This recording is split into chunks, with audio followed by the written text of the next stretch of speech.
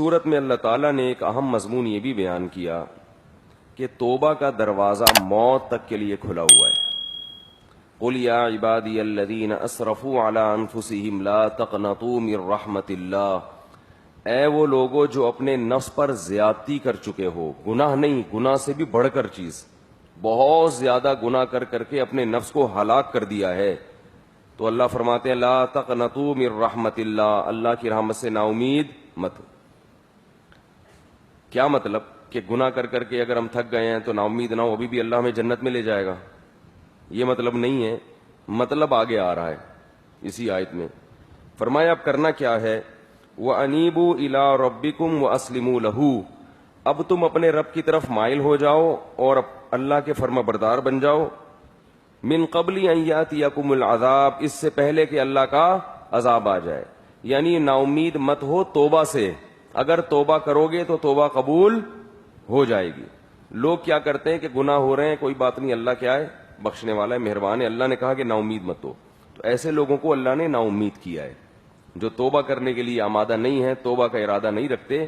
امید ان لوگوں کے لیے ہے جو توبہ کرنا چاہتے ہیں، اور توبہ نام ہے آئندہ کے لیے عزم کرنا کہ آئندہ میں یہ گناہ نہیں کروں گا. فرمایا انیبوا الی ربکم واتبعوا احسن ما انزل الیکم من ربکم، اور اتباع شروع کر دو اس کتاب کی، اس کے اچھے اچھے احکام کی جو تمہارے رب کی طرف سے تم پر نازل کیا گیا ہے. یعنی اب تک جو ہوا ہو گیا، آئندہ کے لیے اللہ نے جو احکام قرآن مجید میں دیے ہیں ان کی اتباع کرنا شروع کر دو. من قبل ان یاتیکم العذاب بغتۃ وانتم لا تشعرون، اس سے پہلے کہ اچانک تم پر کوئی عذاب آئے اور تمہیں شعور بھی نہ ہو، پتہ بھی نہ چلے. بسا اوقات انسان کے ساتھ حادثہ ہوتا ہے جو موت کا سبب بن جاتا ہے، اور انسان پہلے سے موت کے لیے تیار نہیں ہوتا. تو بتایا جا رہا ہے کہ توبہ میں جلدی کرو، اس امید پہ مت رہو کہ میں ابھی جوان ہوں، بڑھاپے تک مؤخر کر دیتا ہوں، ابھی بوڑھا ہوں، ابھی اور بھی بوڑھا ہو جاؤں گا. تو اللہ فرما رہے کہ عذاب آتے ٹائم نہیں لگتا اور پتہ بھی نہیں چلے گا. اور فرمائیں کہ جب عذاب آئے گا یا موت کا وقت آئے گا تو پھر کیا کنڈیشن ہوگی تمہاری، اس کو بیان کیا ہے. ان تقول نفس یا حسرتا علی ما فرطت فی جنب اللہ، اس وقت کہو گے کہ ہائے کاش میں اللہ کے بارے میں اتنی کوتاہی نہ کرتا، اللہ کے حکام کے بارے میں بڑی کوتاہی ہے کہ میں نے. جب موت کا وقت ہوگا تو یہ حالت ہوتی ہے. وَإِن كُنتُ لَمِنَ السَّاخِرِينَ، اور میں اللہ کے حکام کو سنجیدگی سے لیتا ہی نہیں رہا. اللہ نے حکم دیا نا سود سے بچو، داڑھی رکھو، نماز قائم کرو، والدین کی اطاعت کرو، رشتہ داری جوڑو، ان حکام کو ہم سیریس بولو بھائی لیتے ہی نہیں.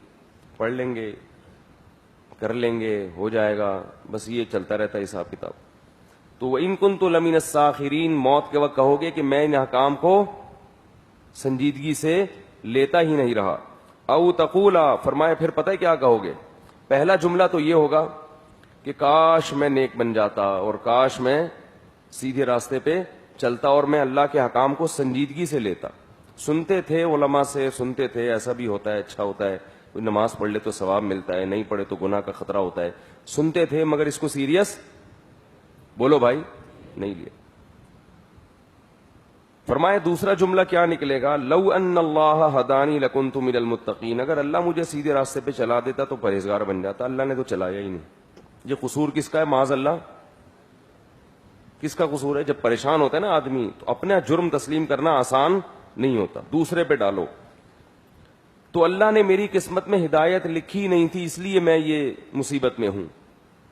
فرمایا تقول حین تر العذاب، لیکن جب عذاب اپنی آنکھوں سے دیکھے گا تو پھر کیا کہے گا، لو ان لی کرۃ فاکون من المحسنین، اے اللہ ایک دفعہ دوبارہ دنیا میں جانے کا موقع دے دے، میں نیک بن کے دکھاؤں گا. محسنین، متقین سے اوپر کا درجہ ہے محسن. تقویٰ کا معنی گناہوں سے بچنا، بس فرائض واجبات پورے کرنا، اور محسن کہتے ہیں ہر عمل کو درجہ احسان تک پہنچانا.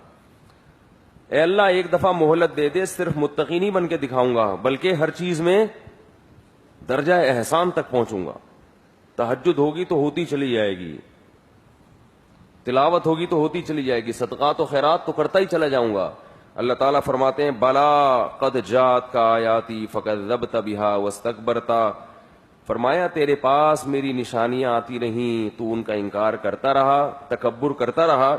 وَكُنْتَ مِنَ الْكَافِرِينَ وَيَوْمَ الْقِيَامَةِ تَرَى الَّذِينَ كَذَبُوا عَلَى اللَّهِ وُجُوهُهُمْ مُسْوَدَّةٌ. فرمایا ان کے چہرے قیامت کے دن سیاہ ہوں گے، سیاہ، دوبارہ مہلت نہیں ملتی. تو اس لیے بھائی ہمیں اپنے اعمال کا جائزہ لینا چاہیے کہ توبہ کو ہم مؤخر نہ کریں. توبہ کن چیزوں سے ہوتی ہے؟ کبیرہ گناہوں سے. ان تجتنبوا کبائر ما تنہون عنہ نکفر عنکم سیئاتکم. فرمایا اگر تم کبیرہ گناہوں سے بچو گے تو چھوٹی موٹی خطائیں ہم، بولو بھائی، معاف کر دیں گے. تو کبیرہ گناہوں سے بچنا کیا ہے؟ ضروری ہے.